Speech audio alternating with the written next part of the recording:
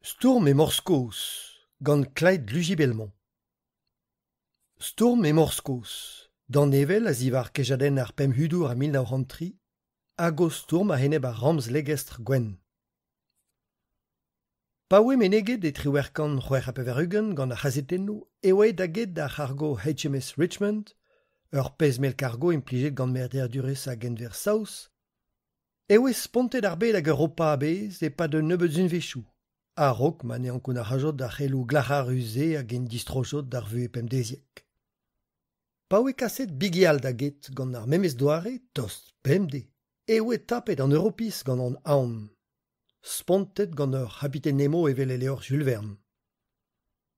Kresket e oe an aonse pa oe kavet war un enezen didut restachou dizmantre de l'Estreus Portugal, ur pinse gant un toul divent en e gour. Ur martolo nemekin a oe had kavet beo, fol, o lavarout hag o had lavaret nemet undra e Portugalek, mel pa o gwen, mel pa o gwen. Tevalor an afer. Galed en e oe an eusvil terrout dirag ol e molc'hioù, ol vartolodet, ol gapitenet, ar pez a gravas evez stud Europa. Ne oet gouvet petra oa Lond nemet pa heuljot e triwerkan eiz a pevarugen e Portsmouth Hamburg, stourm kalet a loen braz. A oe an avezet evel le Legestr Gwen a vent Ramsel a tri den yaouank, trizek gloa war a zeblan. Un an aneo, Bertrand Burkins, a oe gloazet a bred gant a loen, e gile avad, Clotos Combrogos Jr., a stourmas pellor. O remplijoù d'armou a doareo dian a Ukren betegen e padas tri devez ouz a Legestr a rok be a falc'het gant unan deus e baoioù. Ne dreuz vevas nemet gant chikour e vignonez yaouank, sefor a heisbrul, a grogas e neusvil gant ur vouchal. Lac'het e voe hag ezeas Burkins a Combrogos divarvel buan-noar. A zez o koz ne oe gouvet ar pez en oe laket aneo da ar zail a lom bras. Gouvet e voet de oant da heul a Legestr a bo ur bloaz, anod e voe kavet aneon nemet de Hamburg. Goude an darvoudman hag an proet mat, e chom a zallegir sioul un nebeud blavechou pad a rok distrei. E tre triwerkan nenek a pevarugen, a triwerkan pevarzek a pevarugen, e voe kaset ouzpen trich an ugen les da bense gantan. O chom beo da ouz dan e molc'hioù diniver, o vont varlec'h a chaseour a vecho zoken. Ur spour an a zeuas dave a c'hwez an aon hag un trouz iskis a zeuas dave a ouigawag kar an ankou. Abalamor da ze e c'hoarjot gant ar c'hommandant yaouank Kustentin Bugal e Steinmetz, pa ginniges lakad e vag dean? A hean e unan, warlec'h a Ramslegestr Gwen evit tapout anean. Ur breizad e oa Bugal e Steinmetz, emzivad avam, repuet gant unan deus e mignon e dei ur pot deus Lorraine, peguer e oed e da divarvel. Brudet e oa c'hoaz. Ken yaouank a pemzek bloaz e oa, pa oe brudet evit be a gred gantan en klaskou henoniel e Palestina, hag en Egypt, a laket un tenzordi an ao, a vers braz avat, da vont kuit eus ar vro. Da c'houlse e prenas gant un tamm marc'han a oren di an ao, ma ne oa ket ar varek, un ti e glasro.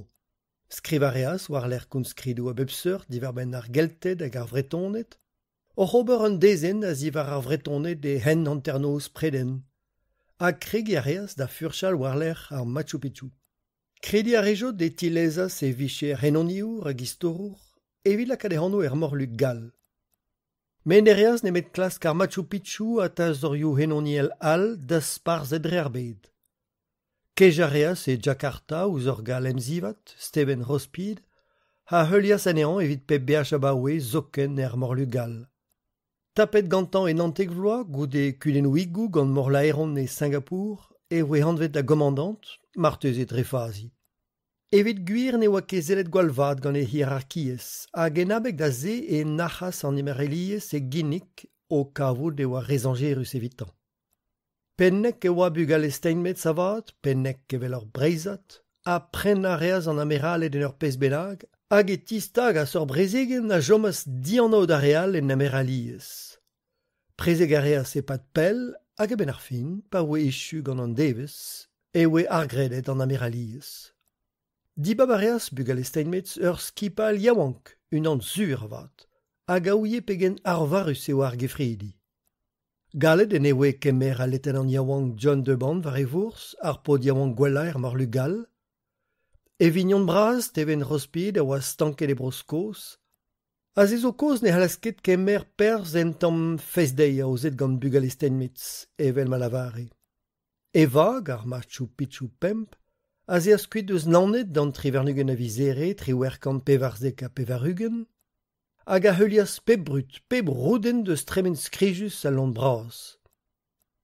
Tremen a reaz ar miziou heb kaout anean, a var en Europa e war vag en dro, pa dremen a seur lest zaoz a roaz kelou deo, o lavaret e oa spontet pesketerien glasro gant na ramz legest gwen. Deubant, pa oa bugal estenmet so wiria hag e chome a walach a whisky evit ichu er veach, a roaz urz da vont var zubroskos. Un nebeud munutenn warlec'h e tilam a sa c'hommandant var bourse a lestr o redek d'an dunetez en ur hujal. Var zubroskos, neus ket mui a vann e whisky. Goulenn a reas de band evit be a seven pet boutelioù whisky a jome. Peder emekin a respontas bugal estenmet, tresant dispi varnan. Hag e kadarna se oa ar Machu Picchu pemp var hen broskos, peguer e oa kelou eus a ram legest gwen duhon. Matre, l'arret vo diouvoalc'h gant ur mein neuze, a respontas ar commandant. Gwelet e voe a ojou skos d'an nugen a vizme triwerkant pemzek e pevarugen, a heuliet e voe a legestr varzu hanternos an inizi gal. Displeget eo neuze kemen darvoud o de voe laket a lestr lorhuze e kreiz tourm an natur ouz ur c'henemzao zavet e tre koat, galaouet, bretonet, a ban eo alkol a bep seurt.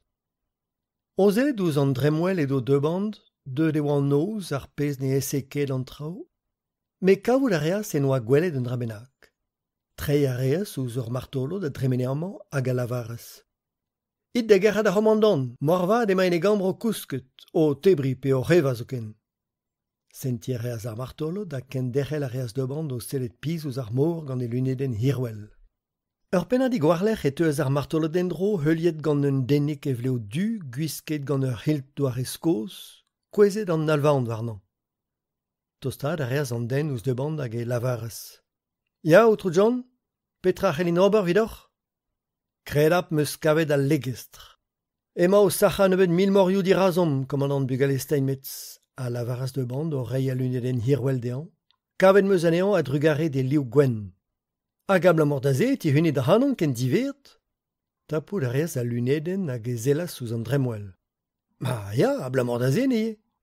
Don a reas ur martolot war an dunetez a gortoz a reas e viche echu gant bugal estenmetz. Sevel a reas ar commandant eben, hag a ben ar fin e lavaras. Ya, eus petra peus elzom? Gant mignon et zo e oa mo c'houlenn ouz immo hunan. Prat eus ran d'ober gant al legestr. Ma, vi be a honest e oan o sonjal le barz ur viskenad legestr, me gallout a ran chila o pep kinnik. Pez zo, un deus ar vartolo de neve, Florian Nogues, zonje barz reigorf d'ar skien. Korf a legestr fel din laret, ke hini Florian.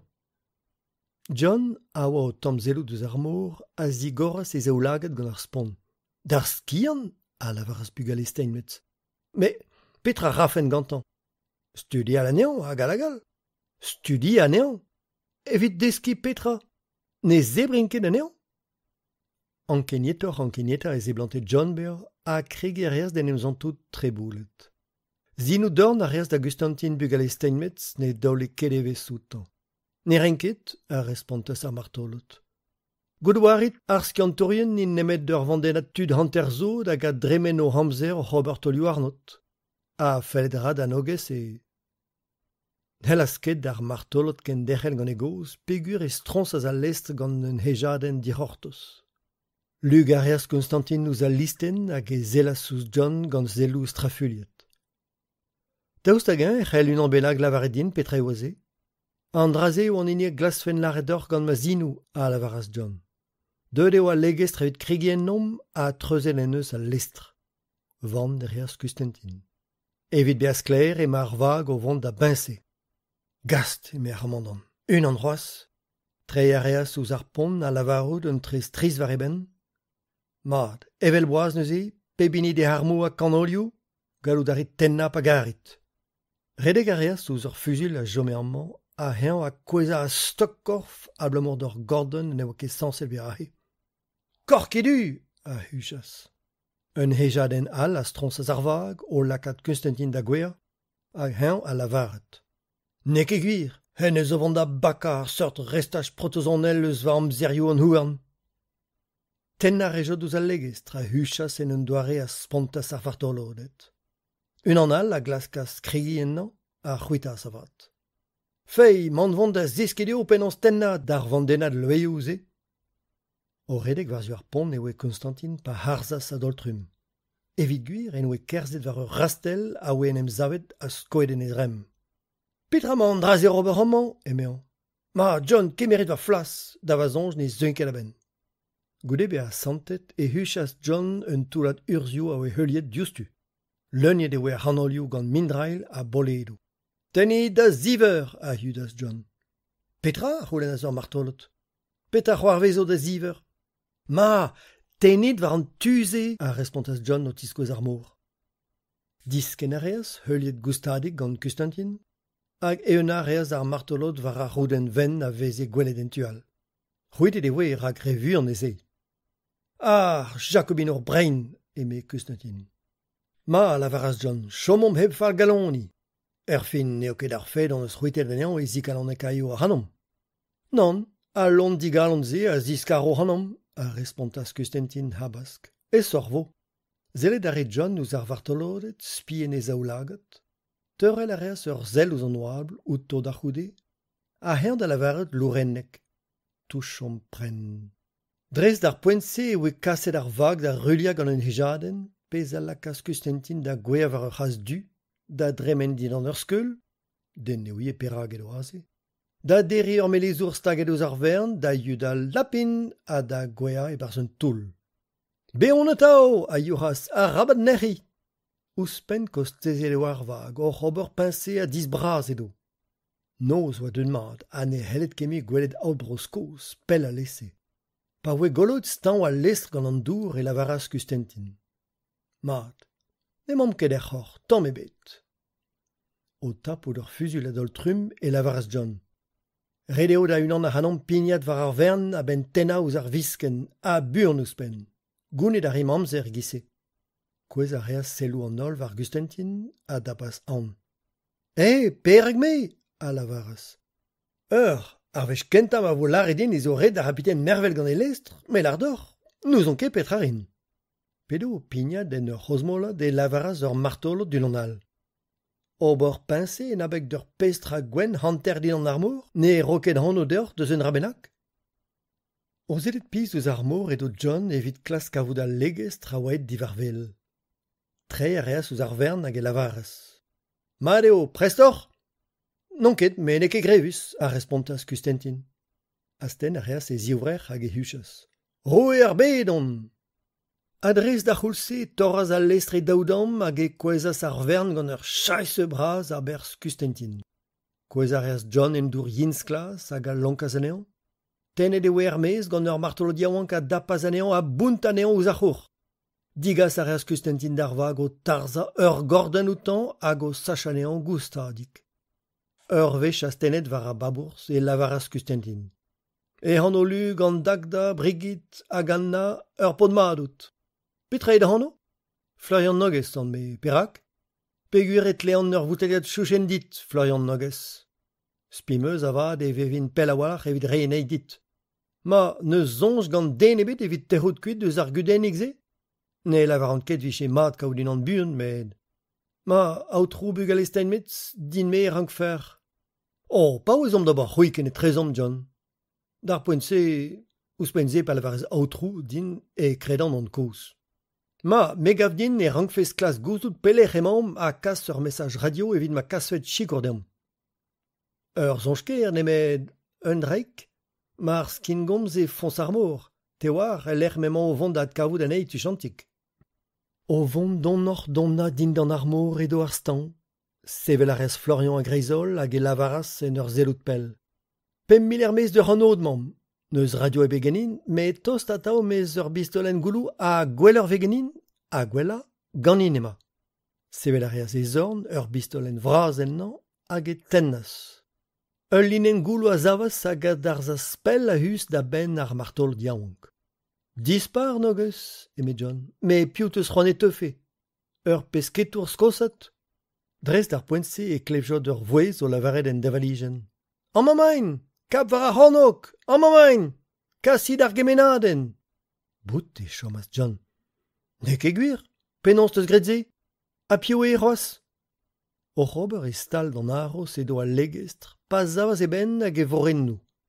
Gallout a rejot gwelet al lestr, un antervil bennak duz ar vag. Ul lest koad bihan gant ur c'heflusker, oa, ur baniel gal en aros. Kroaz du al lestr eus breiz a oa er mor, e kichen aros an nevez deut. Teurel a rez kustentin ur zel a us d'ar babours, a saouzan e chomas. Ma, Steven eye. Petra mod o c'hober amman, Steven, a huchas. Pen barvek Steven Rospid, gwisket gant lifre kemet bras ar morlu, a zavas a us da listen hag e respontas. Kaven meus un emgleo gant ar skosi sevel ar whisky, a kleven meus hanno eus da dam mer gerzaden, neus eon deud a velet. Lardinta, petra an dra gwen zo ton buan varnon aze. Sevel a rez John, Florian a kustentin, e touez kar vartolodet o neuial hag o klak sevel war un tampren e veljon ur rouden ven vraz a ze adis bras war zu lestrik Steven Rospid. Diwalta, ar visken o rebardin eye, a Judas Kustentin de Vignon. Reziviat. Treuz reaz a legestra lestkoat a ziou da glei hag e sankas er mor ken buan man hellet ket distag a chanver pour gwengir ko gerchwin dro boulion disilio gogogor. Ar pezo ez a walach an ader. Salvil o pue, a hucha Steven, ar mechet hag ar whisky da genta. An ol da lamad er mor, John, Kustentin a Florian a dapa Steven war o radel savet gant pren a kordenno. Ma, neuze Steven, eme Kustentin. Den eben eus lavaridit eus eo gwelloc'h chom heb direnka a legest pa vez o tebri. Laridin zo bet klevet anno gant un ambennak deus o c'hudennou, a c'houlennas John, dispien e voez. Ornem lakad en dro e barz ar jeu e respontas Steven. Ya, kaset meus kelout ar morlu neus laridin deus kaset ur lest brezel ar Jeanne d'Arc, mestret gant Esteva. Ur plach war zeblan. Chikoret vim ben ar fin, eme John spien e voez. Don ar eus koz an noz, dichench avat. Ar zail ar real legestr, o kas ingal radeladou savet gant ar fartrolodet da bense, hag hini Steven, John, Kustentin a Florian, ne oa chomet nemet rezigwez. Tro un ur vintin e c'houlennas Kustentin digant Steven. Laridinta, ataou ez eo gise pa gejez gant meret? Ya, ken divedin, pa zeon. Evel just Florian, a lavaras John fastet, neus fuze nebet genit. Geus, evel rezon? Ir hortoz ve hegoulenet ganoc'h e ouen. Sevel a reas keit a marele war ur radel nevekedez hag e tennas ur fuzen a darzas huel en oapl. Dar poentse e klevjot ur bouder hag e teuas ul lest bras war vel. Trei a reas John ouz Florian. Gallout o huteus pepeda. Tostad a reas goustadik Kustentin e ben ouz ini Florian hag e c'houlennas gantan. L'arta n'a spiché ket c'hoant da glasken dro ur vech, da welet hag ez eus un donelad whisky o ruzel amañ. Martez e vije unan, vicheket? Buan a walach e oe diguzet ar rouden ven gant al lestr hag e heunnas a c'hanolioù war ar ramz legest gwen. Hag e vel evit un dibunadek ne vankchant ten ebet, ar pez ar wenas da John an eviziadenman. Evel just gant ur gallout gise te fen a ben me ive. O, ouspenn un afer a c'hallo deo, a responta Steven. En etremar a chom me Kustentin en tamm. Dimen ouzon ket, me ne vicheket un diouer a zeskadur e saze. A ramz legest gwen, skuiz marvad o paka e begemen, a dechas prim. Abaoe an deise e chomas siolawar, o kas ur vagik pe zioù d'ar strad, a neuze oe kontet evel ar varioù boaz ar morioù bras. Aon ragal listri brezel a vagas ive, ar pez a zo chalus evit un neuzvil a sortse. Tostad a reaz ar vag ouz ar radellou chomet varvor, a neuze e c'hellchot gwelet e oa ar baniel trilioù gal warni. Skrivet e oa Jeanne d'Arc war an aros. Yud al reaz ur voez. Alo, un an bennak zo beo c'hoaz amman? Manon Esteva eo, mestres ar Jeanne d'Arc. Un an bennak zo? Oh, ur gen labourerez, a lavaras Kustentin. Gant dale morta, mon ramad ganeoc'h? Ouz pio emañ o komz? A respontas Manon, strafule d'un tamm gant respond Kustentin. Ouz Kustentin bugale steinmetz, bet mestre ar Machu Picchu pemp, hag en varrijen ema John Deband, Steven Rospid, pen ar skipal chikour a Florian Nogues. Bet mestre, a c'houlennas Manon. Ma, evit lavaret deoc'h ar virionne e ma va lest daour an met dindanom bremañ. Evit be a mes varnan e vo un tammig diesoc'h. Ma, dreist eo komz e gisse ar halen, met pemom ganti ne viche ket gwell ar pignat marteze? Evel just, e ma c'hanodoù ton. Evel se bez e gret. Da stumerias a c'hanodoù deg martolo da pevarugen, kollet hag amprouet. A neuze te chant da gerad ar pevarden de da ve a meignonet e dou gant ur vecho. Braz e oa manon esteva, a digor e oa dei. Bleo du a stennet gant ul lostmar e doa a lunelou bien gati. Gwisket e oa gant ur ze hir a ne laken a e diez tamm ebet evit kerzout. Bout e chomat John dirazi. Kustentin a erez da heul, glep pen kilatroat, teuket en oa ouz un tamm soavant a helchet goulenn petre do c'hober war a c'hanot, daouvil da 100 km pell deus Marsilia, hag e chomaz manon a bam direg e gilt. Edor da stourm a dan dour e gisse? Ma, ya, perak. Pichik e gret? No peus ket bet riv? Klask ar an chom hep zonjal en draze mar plij ganor, a lavar as Kustentin Sirius kenan. Mous c'hoarzi a rez manon hag e roaz dan arrozet bouet, koloennou a pedra da gaout kalon endro, al kolebet avat, pe gwir e doa divizen manon senti ouz reolennou striz ar morlu a difen anean var e bours.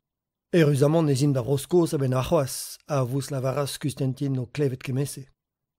Ez a fasil e oe an distro da vroskos, pa e ruaz a lestr var zur sted klud, a pa zavaz ar ster bete glasro, e oen meulet gant an dud devel ma vefen saveteerien. In eo an saveteerien, eme Kustentin, ra ganto eme ar whisky. A dig emeret e oen gant ar mer, distag a reaz hemman ur brezdegin hir, o trugarekad martolodet da kabidenet, a re a reaz ur vedalen aour da bepini. Toare oa e da legest da guzet a drugare deo. Zaouet eo ur blaken e kichen ar ster klud, var ur mein son en enor dan daouzeg martolo da treugen a oe lachet e pad an noz skrijus se. O chom e glasro e do Kustentin a ba oe pel a ne jikourasket an ean da zistreiñ da vrohal, daouz da zispi ar morlu. A pedi a rezen o meurvech e vignon e neve, John, Florian a Manon assemblez gant e vignon koz Steven. En o jezouar e krogas c'hwer vloav ar lec'h o zroker vraz. Santez Elena. Un donevel a zivar ar pemhudour bet de 1903 a hene bo hene bourkoz Burton Birkins. Strakal a rez ar pren oa begred ar pont gantan. Dar pevar ar nugen a vizmet tre oer kant c'hwezeg e peverugen ze, e vordoaz gant joa plijardur ul lest brezel ar Machu Picchu pemzek, daouvil vor ermez diouzhenez Santez Elena, tachen skosat e krez morvor Atlantel, e l'er ma varvas impaler a Francigen, Napoleon Kenta, Gwechal. Pembil war l'er e teuet de heul lestr al, bi an or, anvet dan ugenvet kantvet. Iskisa dan anno marteze a tapet gant kudennou keflusker, warnez be a dreset avat. Dindan urzio commandant Kustentin Bugale Steinmetz e do a lest Kenta ar Machu Picchu pemzek.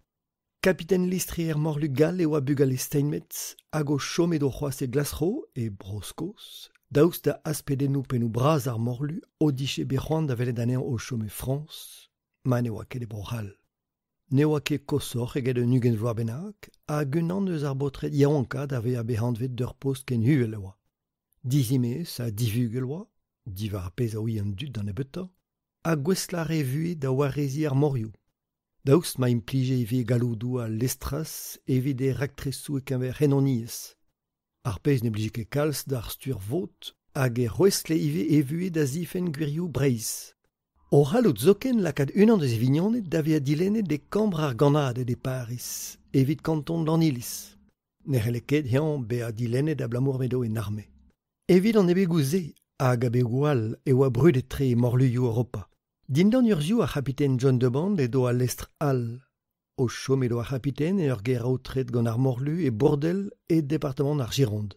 Dimet e oa bet me diez oa bet an afer a neuze echuas gant un disparti teir a ne vele e ver, lona, be ganet ar blazarok, ne medra la vech. Chom a reataou e dar ampret gant ar Machu Picchu pemzek a drugaret ur skingomz dre vraz. Commandant da lest Kenta, Kustentin Bugale Steinmetz, a dostaz ouz ar blanken i doa straket. Ah, straket neus ar pren. E vignonez, manon esteva, a hirvoudas gant tres an dispi varni. O paouez be a hanvet is amirales edo a merite diwa I c'harogaden daoust ma oa dreze diou nemeden en hunan. An eni yaouanka e oa postze hag ar plar kenta. Fi ru oa vel just. Evit ar poen e oa ket e pen ar gefridi, me profita re eus ba kustentin evit mont tostor ouz Amerika c'heste a ben kemeri bag neve, I doa c'hoandare d'ar morlu, ar sparfel. Savet e barz ur chante rispicialtre en ouchoya, ar pez a lake a real da lavarout ne oanket ar enemetto gant kudennoù bredoniel. Steven a Florian an neil kapiten listri e gile letenant listri a oa chomet e France peguer ne oanket bet hanvet war a gefridize. Ur gefridi dibar e oa homañ, renet gant Kustentin a John. A rabat kredi e foueten mor evit o flijard ur emet ken. Ur romandant er morlu alamant a oa koz do c'hefridi. Bertrand Berkins a grede oa red dean planta cheu etre France hag Alamagne evit lakad ar brezel da darza. Hag petek pen e zonj o kemer ren lestri gantan, meret ur skipal kredus ha kan oliet porzioù-mor Europa. Ar zalioù Antwerp e Bourdel Dunkerque an aorneve Rotterdam o doa lakad penaou bras France hag Alamagne da zonjal e barz ur gefridi etre broadel gant skipalioù eus an diouvro. Par zalias Berkins porzioù-mor Breiz avat, Brest an oriant naonet, e pouezas Kustentin var penaou bras ar morlu gal evit be a lakad e pen an afer. Pa ne gasa simpaleri e Alamagne nemet de lestrik, urziet gant ar commandant yaouank Hermann Schröder, hanvet war a post evit an digouez, e paouezas Kustentin evit kaout ur vag all en egichen, a ze oa koz e oa bet kaset John gantañ. Emañ mo tostadoù Santez Helena, eme vanant da Kustentin, o zelout barzilunet den hirwel, o klas gwelout hag e oa un an bennak var vor estrigetto. Goude un emoc'h meur en oa kaset aneo eus bedwar nenez da veur vor Atlantel a rejte, e oa bet roet kelou gant ur vag eus an izel vroioù. Hervez I rapiten edo ar Prussian e kichen an enez ma varvas an impalaerenni. Ma un dervez ker eo videnem zizober deus pezioù lous evel hennez, eme Kustentin, fulor et c'hoaz gant bombezadeg breserez koref an oriant, kent a breserez bier Breiz. Man a rejon da hed an aout etre Sugarloaf Point a Born Point, dindan daoulagat saouzannet er besketerien, a c'houlenn e outo unan ar pez edon o c'hober amman e morioù a roantelez unanet. Kaset I doa manon ur gemenadenn skingomz da John a da commandant Schröder, daoust ma di doa ket fichans en diver, evit kelaoui aneo eus ar pez edon o vont da ober. O c'hober troan en ezen varzu a Hornok edo Schröder, hag etal Jamestown edo evit ar poen. Ne velen nitra pelloc'h eget Barn Point, ar pez a lake manon diez evel ma lavaras da Kustentin. Ne vefe ket gwelloc'h kas un den pezaouen a rok gant ar vargik. Ne blij ket din ar zonjmont hep gout d'ar pez a vo war lec'h. Gallout a rafen greia ar vargik a kas sinou gant banielou. Neus ket ezon, lavaret zo bet gant an holenis edo e c'heste, kichen Speary Island. Biskoaz neo bet kontet gevier gant ur pot eus holen betegen. Betegen, a had lavaraz manon eviti unan. Mont pelloc'h a reas a lest bras neuze, varzu Barn Point. Pegur e kave hir e amzer e savas Kustentin un dol var trustelioù hag e krogas da zebri ur frichti egiz ma oa kustum da lavaret. Gant un tamm bara, formaj rous, amman, saucisson hag ur banne Château-Latour trewerkan 16 a pevarugen davant ganto. Manon hepken a santas mont gantan, goude be a kiniget d'ar skipal a bez hag en o doa c'hoant davant da zebri un tamm. Kemer reas ur verennet win hag e lakaz amman war un tamm bara. Echu vo peptra hirie, dit-te? A c'houlennas di gant imion bras. Michans, pedet an bet gant Eiffel evit ur soteri e ben daovis a c'hoant bras meus da vont. Ne oa ket gant roan e saouz a sko se oaz pedet? Non, ben trimist vo ar feste. Roazi a reas manon. Brud edout, ur berntud an a vezez. Laret rafen kentor ez eus ur berntud a anvez a hanon. Ma, kustum an bremañ. Berkins zoken a zeblant an avezo da hanout, a gendalchas manon. Zonjteus pa oam digouet e Veracruz, ar gemenaden en oa leusket d'ar gouarnour, bez sonj deus Hamburg. Ma, evel titler romanspont fall da skouer bez sonj eus an han diver. Sks, bebe a... Bebe? Egisse mes ran ober anean. Nous on ket eus plereteux. Ma, ar podman zo fol, un tamm mat dime. Guire, taga breserez koref. Azor gwir folente goudaran. Zurut n'an vez ket aneo? Biskoaz ne meus ket doutan. Biskoaz n'an bet e Hamburg, evit respond da skoulen kenta. Deuet zo ur zonj din adare. Pa oant daouzek vloaz deus komzet kalz ar c'hazetennoù divar ben un afer bennak gant ar ramz legestr. Pes ur liam zo etre ar viskenad a gant nistor folman. Ne ket ar viskenad ar pe poezusa.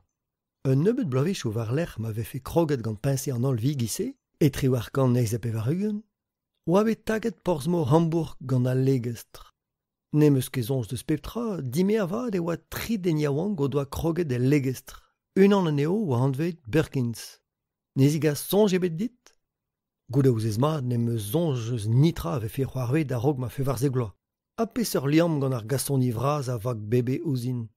Un an deus ar re yaouank se oa ur plach, kar ou da re un an deus ar botret da gredan, a c'hoar Birkins oa.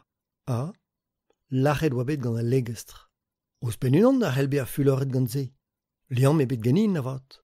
Va gwar en oa displegedin e dom en India e triwer kan neiz ap evarugen.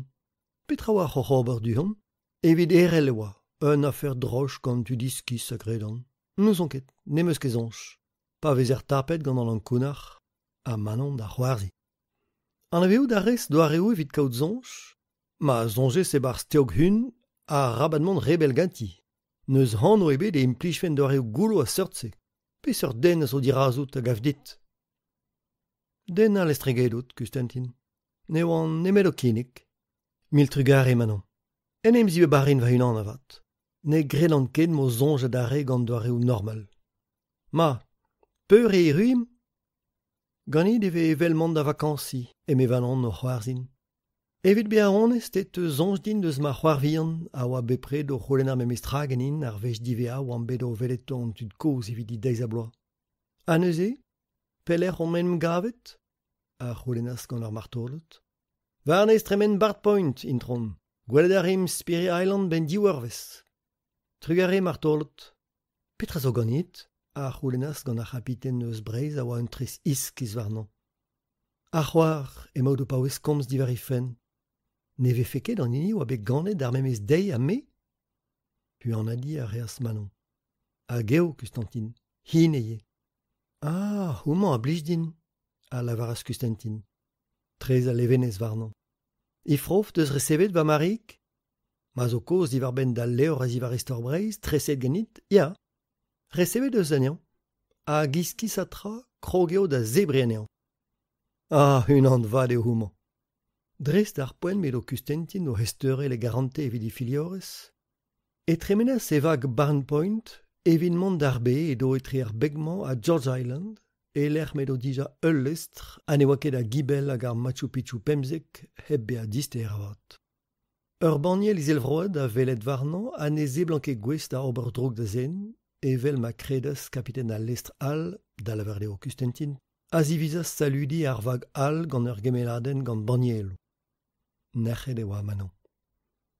Kustentin, non ket gwal zur divar ben ar vag se, emei. Mat vefe diwal. Petra. Diwal deus Petra. Hollandis in. En no er c'heller kaout fichans. Ur vech lavaret ze e kasase arrentou a dalveze. Demat deoc'h manara, a oa dero ar frazen da heul, e brezoneg en desten. Demat deoc'h manara mat gant ur hollandisker, hag e vefe gant ur traoù ar c'heller kavout en o pro, en ur coffee shop da skouer. Ar pez a voe respontet gant al lestr al heb gortos fin ar gemenaden, gant un denaden obuzioù varzu lest Kustentin, un an aneo o tarza 3 metrad pel dius estan. Petra, a huchas ar breizat strafuliet un tamm, petra eo ar folentezman. Lare moi dit, eme vanon o c'hoarzi glas. Trugar evit a chikour, a lavaras Kustentin. Bremañ, petra ober. O pala a potr, a respontaz manon. Ne ket ma bag, ne meus urz ebet da rei. Trugare c'hoaz, a elgerias Kustentin, a rog lavaret de vartolodet. Ma, tudou, dousik, emañ mo vont en embrienti evit stourm, deom da velet hag e kendalc'ho gant e soto. En un doare oe responte deon, pegur e oe kaset un eilbolet, o visa lestre groaz du Lorus, a heneb reolennou ar morlu vel just, ar pez a gadarnas de gomandant youl ar vagal, en e bourdeon, an a de oad ar poense. Ar vagal just walac'h edo sevel ar baniel a oe an aveze diustu gant pennoù braz ar Machu Picchu pemzek, Ur squaren draliet a David a oa bet degaset d'an ameraliez, a diskouet an daou gamandon, John a Kustentin, o doa miret anei en o memor, ur groaz du doare Skandinavia, var ur fons ru, a oa hini Bertrand Burkins. Oh, me korki du, eme Konstantin. Ne oa ket sanset ave a varzus Speary Island? Hollandis brain. N'aler ket kaout fichans e barz a reze. Kemer a reas ur c'han mouez hag e huchas d'an alamant. Te, ya, te! Helfes ket be a kavet e lec'h ma c'hortoz er hanout vid ur vech. Tor rout. Hop, kerz da Speary Island diustu ker. Kor, gure. Ezel eus an Oktoberfest konfrerio. Du deutsche da, ja, du. Warum bist du hier? Warum bist du nicht in Speary Island? Du kleine Bernkoch. Divar a lest all e zeblantas ur voezal huchal un dra ne gomprenas ket manon. A blamour ma ne komprene ket an alemanek. Control e Elgerias pe Eliudes Kustentin. Und deine Schwester? Un drauspen ne voe huchet en ur yez ave fe nachet marteze gant Goethe ma klefche. Hag respontas Kustentin. Lass meine Mutter da raus! Diviso da res manon mon e barz ar jeu. Kustentin, kentor eget diskouez out donlezonet var yezou. Ne ve fe ket gwelloc'h ober ar pez out sanset ober? Torpen eo lavaret trao a respontas ar romanan deus breiz ar o komz de vartolodet. Ma, tu doukez, si ou la dousik, emam o vont da stalia c'hanolioù a da lakad aneon da baka, an emvroad a lamano saouz eus va diou. Evel se bezet gret. Ur renkenat kanolioù leunien mat gant poulr du, distabil kenan, a oe buntet dre a lamborzioù touledek kourc'h al lestr breton, hag e oe laket prez da denna ouz al lestr enebour gant nerz douet an nifern. Lammet e voe buon ar Bert Ivarno gant an ur sten, hag an tan hat tarza diver o begou o tarza boledou braz e plom, pe mindrail, varzu al lestr urziet gant Bertrand Burkins, ul lestr a baka servez bolante Kustentin hag evel ma oa ret be a gret. Ne chomas ket Burkins e dle Kustentin avat, hag Elgerias, ma kret fen lavaret, hag e krogas un ten maget ouz ar Machu Picchu pemzek, o c'hober un ebet toulou e barz ar c'hour, o lacha un ebet martolodet, hag o paouez kendrechi Kustentin e oa implij an armoutan, ar roez penna an diwer a zeskadurez. Kemerel a reaz ar c'hanoliodek hervez e reolennou, pa gemeras Kustentin a manon, a ne oan ket nec'het an memet, evel ar vartolodet, ur vech kuzet dius boledou Burkins, un te doare Russia a domas o c'halon hag o speret, da c'hortoz evich echu gant ar c'hanoliodek, ar pez a lesche aneo da adkrege gant o stourm. O klask huchal kreñvorget an trous pontus a rekason e Burkins e roulenaz manon ouz ar rapiten breton. Ha John, pegoulz e teuio. Mat ve fede an fiv al erer, mar se ne badim ket an nospat. Nous an ket. Var zeblant ne kemer e chare gant e guden. Evel lavaret ar virionne e kontfen kentor var Schröder. Mais pa lavar an andraze?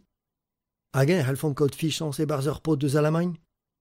Digaz ar an zonj dit dom sanset be ar eneborien. Ur reizaden emekin. Ruiz o sanset be ar eneborien. Hochach bleon ne zeden ket ar brezad an me. Va eneborien eo ar zaouzon hag ar halaout. Nemen nom ket ken niverus agin. Zonj peus Kustentin emaout er morluk gal, hag e keit am an e resivin ket un urs brezel o lavaret din lakad listri Alamagne d'ober pinse, ne zelin ket outo evel eneborien.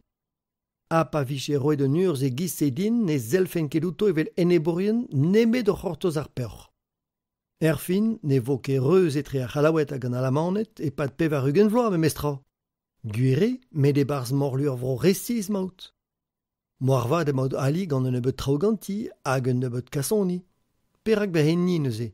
Kentatra, man eviche ket bet aloubet breiz gant eoc'h, no piche morlu ebet. Neuze morlu gal an draze a la karhanon da c'hoarzien tamm. A zel ouz ar vartolodet ze. Ali emaint gant o implijer? Ar memes kasoni o deus ouz izili an Oktoberfest konfreri. Izili a zo moarvad gwelet evit ar vech kenta gant lod aneo. Ar memes deoliez o deus evit brochal hag ar republik a lak feneo da vont da Verlin da gas an impaler gwilioù da hanaon. A petra deus gret an Alamanet se evit ma ve fer ken drouk ransus. Laeret eo bet ganto o c'hoariel? Huan a di er manon. Te war mat e teus ar brezel deget riugen? Gant e doa se triwerkant deget riugen? Gout a ouzez mat oan ket. A neuze, perak ve feze barz. Estreget on zo barz ar jeu se. Nazison ket ema Alsace hag un darneus Lorraine et trikrabonou ar Brusianet. Alsace a Lorraine zo dagenta dan Alsacianis ha da Lorrainis. Hag evit be honest, ar fen me ma gwiliou daou e pen ar broioze, na vir ket ouzin da zebri silzik de dartina, na da evar ban e risling de yeret.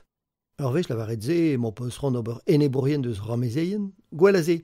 Med a rabat vo linva pa vo aloubet Paris, pe gwasor, naonet. In neo a welo pa vo laket an trilioù var Berlin. A lato, manon, perag ober gwap, a c'hoarzas Kustentin. A perag pas var Moskva kemen a gober. Ne gredes ket eze? Manon, arabat an koun ar emañ mo komz di varben al lugal. Ma eo evit ar morlu, neus nemet bretonnet ennan. An troa de giez avat. Va digarez, me kalz gwell ar zo. Digaz da zonj din mar plij, penans oa bestaget breiz eus brochal dija. Neus tra da velet, eme Gustantin, ha bask. Hanter arme ar oe gal a oa leun gant treitorien o bro, malos deo.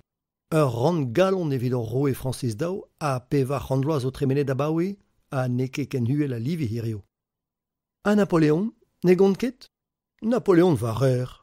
Ur pod a lez kemen a blas d'ar ganelierez, zo unan zo manket dean a zeskadurez pa de vukeleach. Pe e oa un den a ijin, en neus galet ten a gounit deus e amzer. Pe mont ganti, daouz e vez so ne rek e glav? Petra eo an amzer vreinse? Normal eo an amzer se evit meur vor al plantel ar zu, a respantaz Manon. Te war mat an rahe. Fors penans neus nemedout a gav ne rek e glav. Dime e ra. A pouner ar glav. Pouner vel plom. Ah ya, gwir eo emañ c'hoaz din an houarnach Berkins, met ar rabat mon rebel ganti, neus trad a velet gant ur gwir lau. Chom ma rezon mud ur penadig evit chilaou trouz ar boledou o koueha gant un trouz tos son erezel. Estreget tenadou ar ganolierez e chom e didrouz a sioul ar beimedom, nemet gant koziadennou an dud a oa profita eus arvest an daoulest tro banielou iskis, o klaskaout an trec'h an elvar gile. Mad, hag an John, eme Gustentin. Penons ta, John, a respantaz Manon, disfichans en imouez. Petra neus da velet gant an tennadeg man. Manon, ne vink e gwerzet. Ur seurt liam 40 zo e trezor a baoe ma oam savet var da lest diviar var lene. Nal esket lavaret neus nitra e trezor. Strafuliet e oa Manon. Ne velan ket ar pez e modo komz di var e ben? Mignon edom, John ame, mat pelzo. Mignonet? Ne za ket e zaoulagat di varnout. Mignonet? Va boteus. Ar vech diver, moa gwelet ur zel gise e oa hini pen ur meuriad e gine an eve, pa oan o klask ar Machu Picchu, a danteg e oa gant ar c'hoant debri ar anon. Ru a zeuas var diojod Manon heb be a gwelet gant ar breizat. Gwere, a c'holennas, revuan evit be a innocent. Ha ha, godaouien! 40 vraz a vag ez outan, joa peus outan, a elgerias ar romandan tresant trec'h varnon. Ma, bremman, eilstad ar raktriz. Lakad a c'hanor da gomz an eil ouz e gile. Ha ne vo ket ez a fasil. Ez a fasil, a respantaz Manon, trec'het, perak. A blamour ma kred ar genaouek ze ez eus un drabenag e trezomni. Neuze ne felket e an tirenka ar hanom. Hag eus pleret eo, a c'houlennas ar plariaouank. Nous on ket, eme Gustentin o c'hober ur souch de zioskoa. Ne felket e an bepret, daoust me moa lavaret meur avech ar virionnet e an, mon ouzit. Dan e beta evit ar pezazel ar garante pe ar brederou riz. Kompren a ran, a respantaz Manon. A petra zonjez, te, evit remedi? Na meus zonje bet? Kou daouz ez mat, Manon. Ne ket poelek va speret, tamm e bet.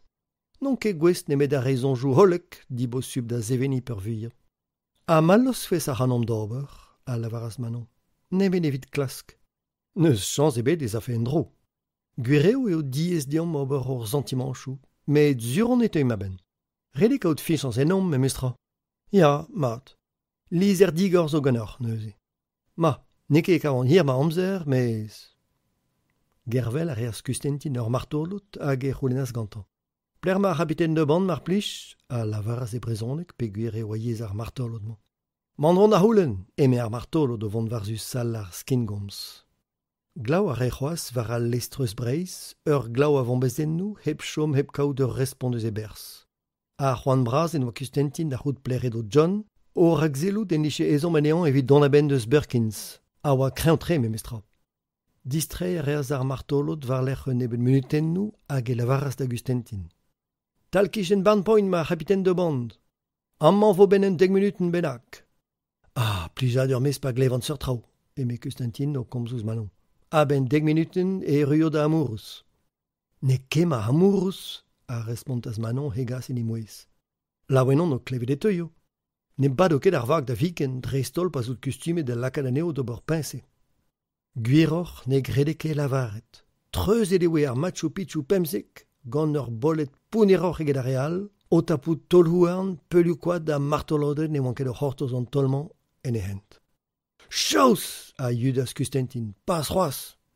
Hag o vont ouz manon. Hag ouzit evagant kasson bremañ. Enedal edo lest Birkins o paouez tenna. Met en embrin tireaz da implizout ar ganolierez spooner. Ar vag, medo ar c'homanon deus breiz hag an amiralez deus brochal, a zeblante fall istad, an taoul diven gred ar polet diver o chom, eruzamant, a eus da linen dour. Daouz da ze, ne oa ezom nemet d'un toul pezaou evel hemman, evit ma efe echu gant ar pemzek vet lestr prenet gant Kustantin. Etre unan goz hag unan vodern e war vag, savet gant pren a dir, daouz men e huvre ar breizat nemet e morlu lien an triwer vet kantvet, lankistum, gwez da dreuziar mor gant ur meurdet ne velet ket e barz listri a republik. Griz e oa var e c'hostezio en abeg d'ar plaken nou dir laket var ar c'hour evit e grevat, met diskwez are ar livioù gel ar pren ma oa zavet gantan ifram, ar livioù a hervez an tammou pren implijet. Kanulou braz a modern edo var ar pontou, stan hag en aros, hag a draoù edo diouvern a zervich evit ar skingomz, hag a otre da zevel daoulien garez, pas eo an ezom, a liesor a c'hoant, da Kustantin. Goudemeur a dabut e a santas Kustantin laka daouge flusker galodus, a lake a lest da vont var rok a disbraz a war, evit ur vag eus ar ventse. A red ar c'hour edo lambourziou karezeg a leze kanolio da laka be gwermez, an ol aneo paret varzu lest Birkins, edo o prienti ur bolet diven neve da gas da lestreus breiz evel profnedelek, pas igwez a sadran da 20 point un tre de lestre. Modernor da vat eget ar Machu Picchu pemzek e oa an ugenvet kantvet, urziet gant John Doband, a dreuzer mor gant galout, me pas gant kemen a verdet hag a lest taget gant Birkins. A ven gant morederioù evel raktreset gant an tre de republik e oa, savet gant tol a dir, heuliet gant un ergelc'h nerus, a relet zantout gant an armous pontus a zivinet en i bours. Gris, ur gris lousset evel mar ar mor a c'hell bravat pe laka divalo e oa lest redo paouez don erbei, o hankenia an ol a zelegoutan, martolodet er Machu Picchu en eus ouesk. Daou gant ol hir, evit o buzio, a oa plaset var ar pont etal, o klask o fall, pedo ur c'hanol mortez o treieg o tistrei var ar pont adrean, o klask gant folentez ur vag da gaz d'ar strad. Ne lake ar vag ifisians nemet en ur c'heflusker a roe ners da derbiz a gane an dour gant un tiz dibar d'ar mareze, o kroe ur urvil gwen gant dour glas ar mor a stennet dindani o zeblantout lezirek. O zeblantout nemekin, hag ar mor habaska a c'hellen em ziskwez ken treitour hag a lon desket fall, a neve ket desket ar mor. Just a walac'h e teuas ur bernmor eus den eo yepeller da lakat cheu en em gant se. Pedo lest Birkins, habask, dirak init John, o kenderc'hel da lakat boledou da darza drestol var ar Machu Picchu pemzek, eo douget lest John gant ur bernmor o lakad anean da vont ouz ar vag laeret gant Birkins, pas istroas ar Machu Picchu pemzek o leze litradou a zour sal da vont en i bars. Gast a huchas Kustantin pa gostezaz a lestr, o tostad e doulou braz en un doare ar varus dieus linien strafulet ar mor. En amzer hon e do bag John, kour ouz ili Birkins, hag ur stoum kreñv a grogas etre an daou en ebour. Gant boledou, tan a mindrail e klaske an daou en ebour laka de gile da gila, o kaout spi ne vise ket kreñv for egetan.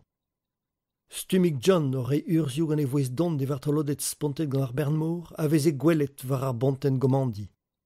Un urz a huchas d'ar ganolerien a re var dro a c'hanol mortez e penetran oa lestr, trei a rejon a c'hanol mortez hag e tenjant. Gant dispi hu an adas manon pa velas ar vortez kaset gant lestr John o c'hober ur waren a hus da vag Kustantin gant ur c'houeteladenn spontus. Un toul a reas gant trou zerpon a hus ar Machu Picchu o laha un ebet martolodet hag o toul a fons a lestr o peu rechui labour Birkins hag o kandaoni ur vagal perennet gant Kustantin da vea ur repu vid ar pesket. Kas da has, John, a huchas Konstantin o laka de vonnet rue. Desk penans bizarre en o doue. Morse ne oe respontet gant o mignon. Oz an jou avad, a zias kentor var zu trous pontus an dourien eus ar mor a vont a dis bras e barz al lestr, gwestlet da vont da heul stulten ar mor. Neuze e klaskas Manon a Konstantin savetei o bue. Disken a rejon er ponto izelor hag ez ejon Hermes, erstan, o kweza var an dek martolot bennak. Habask dira gar bigi savetei distrujet gant ar bolet kaset gant Birkins. Dipitet, douetans evital voudegez ar vu a bezans an emza brezonek, e paouezas Konstantin a Manon da redek, o roulen outo hunan penans tena o c'hoc'hen diouz ar gudanman. Dime ve fait un diskom gwella mont d'armor a neuial betek santez elenda, eme vanon. Met palar an andrahe, ya non kezur e saf e adu ar rosbifet gant andraman, eme Konstantin. Gortozom kentor m'ave fait echu gant John a bebe. Pa do draio. Gant unan e ve fait kilio hag ur vel bowling evit c'hoari? A c'houlennas Konstantin gant spi. O zelet an eil ouz e gile respontas ar vartolodet. Neus ket, tristedig ez en o mouez. O robor pincé goustadik edo lestr Konstantin. Un ebet miloumor pellor edo bak John o lakat ber var vak Birkins gant ur glav pil a vont bezennou. Mogit du a zavet divar an daou lestr a oa falwal ar ostad bremañ. Ne oa ket an a dizoc'h an em gant drestol pa no doa ket pebinen eo implijet o hol nerzioù er storm. Mem skouls pe do hostezi o vont var strad, ken zur da jom mor a genebour an mafia bennak lezet da neuial en ur ster, un tamm beton staget ouz e zaou droad, e rai ar Machu Picchu pemzek pincé divar goust e gomandan. Pedo hennez hag evignonez o c'henem roulenn penans e rachen evidenem denna eus ar gulenigman, e klevjon ur vouez o kanadousik gwerzennou. Ka gelva merin erio a piou, saerel vorde tho a helven nein. O kan ar ba e pell edo ar vouez, men oa nemet ar gwerzennou kenta o doa galet klevon mat. Ze blantout ar yez be a koz noe. A kalon pe bini a oe piket gant un ton a c'homzou hag ar yez. Daoust ma jome dianaou gant an ol. Trist eo ar vers, met enni edo meurde dive, kemen hag e chomaz mut ar vatrollet e dal o chilaou en ei. An ini edo kana o ouspen tregon vloa. Barveg oa a furnez en e zaoulaget c'hlas, e groc'hen taval o tiskouez e oa eus Afrika an nors. Kanet en oa un ton bennak en oa klevet en e vugaleech, ar gerioù o ton ez naturel en e hinnou. Displega reas e teu ar vers divar e vagerez, a oa kustum da gant a evelse, bevech ma varve un an bennak er ger, men ne oa ket gwez da displega petra dal veze gerioù ar gant aouen. Pe han or, a c'houlennas Konstantin, islet en an Ahmed Sulemo aotrou, en o koremen. Ma, pa vo ishe gant an troioù folze, hag en c'heller dont da velet ar hanon evit treus skrivar gant aouen, de den dont gant ar yez. Chiwez, a rog man eviche respontet gant ar martolot, eo e distabilet da lestr gant ur bernmor o deud divar an darzaden. Ur bolet kaset gant kanolioù John en oa tarzet e lest Birkins e kreiz ar santez barba. Eler medo ar poultre gant armou. Draliet e oe ar lestr alamant gant un tarz a lakaz moget da zevel a hus d'ar bei. Pez zo e oe c'hwezet ar mor gant un darzaden spontus ar pez a zistabilaz ar Machu Picchu pemzek, o lakadenei davant buanor d'ar strad hag e huchas neus e Konstantin e c'herstur, deud da ve a brudet er bed a bez. Sachido kroc'hen ganeoc'h ar merc'hed hag ar whisky da gentañ. Obor eo zevel men oa lavaret, pe gwir e lammazendour gant ur c'hasad whisky a Manon an erzbrec'h, a diez e oe spluja a barz ar mor. Klaskarez Manon an ur ala er fresk o c'henem zifreta hag edo az aben a hi a klaski mignon na jome vargus. Just walach e oa be saouzanet gant an dour kalet a yin hag e oe badaouet, a setu an eo o vont varzu frons ar mor evel men ishe c'hoant da ishui vel e vag. An ali a rez Manon ur banne er hag e heulios Konstantin. A Manon a digeri daoulagat, a klask gant pre si mignon a hi a kavout an eo e zaoulagat ser, e ziourer kroget en e gasedat o tisken e fons ar mor. Tapout a reaz Manon krogen nan, a neuial ar fondus a posul varzu gore ar mor. Kerken am a zantas er fresk var ez rem, e tigorz ar brezad e zo lagat. Gant souez evel az Manon hag e trug ar ekas en ei. Chenchet oar gwelet va a ba eo o lam er mor. Moget a zei diva lest Berkins a oa tannennan pedo vont ar strat, kostezet da degep e vargenderez, pas astume lest John an alamanet chomet beo goude en emgan. Ne oa rouden ebet deus ar Machu Picchu pemzek, var bouezen ebet tamou pren, tol hag ur bern martolodet touliet, skornet gant an dourien, evit reiz zonj edo c'hoaz a lestre ne zao var vor gant loc'h un nebeud ur vechou a rok. Ur peder vet vag a oa deud var veil avat. Dougen a re an odou Siegfried, a baniel impaleriez Alamagne edo varnan. Var zeblant ne oa gred lestre Hermann Schröder tro Santez Helena buanoc'h eget ar pez a war aktreset. Daoust dit diouer a fichan se a santas Manon be a savetet gant an Alamand, ur vroadelez ne zirenket kustentin tamm ebet, ebret kenta o ve a goulenn licht, digant ar vartolodet, ur bir produet e kichen Frankfurt, a tanvet gantan pa oa deud ober e veaj yez e gissen. Dankezer, eme ar breizat da Schröder. Sie kommen natürlich, wenn wir hin brauchen. Bitte sehr, aber ich wusste nichts von Ihrer Situation.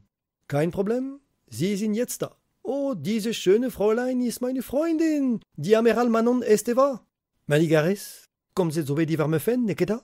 Eme Vanon a jome digomprenus an Alamand gati. Es freut mich, Sie kennenzulernen, a lavras Schröder seventre o pleg a dirasi.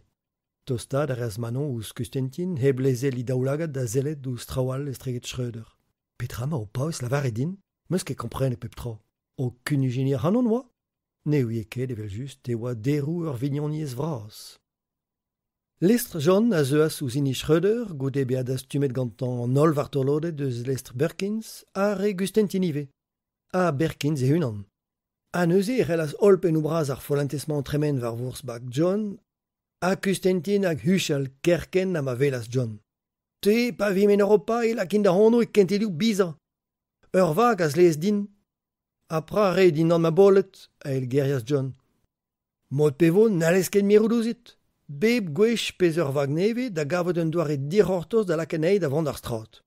Penon sta mar plij. Ne on emet gwalz ar voudou. Penon se c'helfen divinout. Ma, neus e gre mar rol. Ar viskenad, an tsunami, ar menestan en Indonesia, ar menkuren em ur vorindez, ar stivelegen vras, chadenou porz la valet, kanolioù Kergustentin, ar morz kornez, ar vech poalosket an tan er gegin, hag evel just afer a c'haz e kembre. Non ket kablus. Kemer reas Manon perz er goz. Kortozit, peseur kaz, peseur kembre. Neus ket diou gembre, eme Kustentin laket diz. Hag evit ar c'haz, edo war ar Machu Picchu unnek. Per c'hennet moa ur c'hazik du a dremenet du hont, daoust da ali au fur an aotrou John. A gwiro neus gret war bag pinse war l'er. A John gret ez eo kiriek war c'haz. A c'haz ne oa. A leuze neus troc'het stag war stur, a war l'er an o banko gant e skilfou diaoulek.